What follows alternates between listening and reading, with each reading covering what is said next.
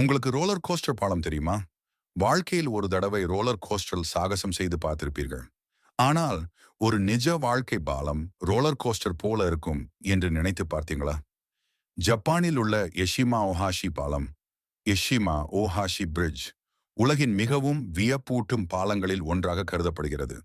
இது ஜப்பானின் மாட்சுயே, மட்சுவே மற்றும் சாகை மினாயே, சகாய் மினாட்டோ நகரங்களை இணைக்கும் ஒரு முக்கிய பாலமாகும். இந்த பாலத்தின் தனிச்சிறப்பு என்னவெனில், இது ஒரு ரோலர் கோஸ்டர் போல உயர்ந்த சாய்வுகளுடன் கட்டப்பட்டிருப்பது.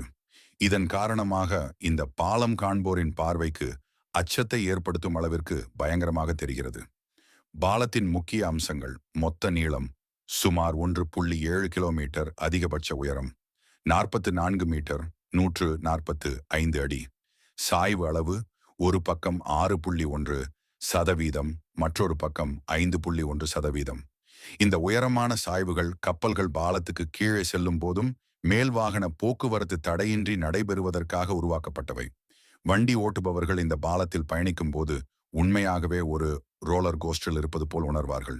அதனால் பலர் இதை பார்க்கவே சுற்றுலா திட்டமிடுகின்றனர்.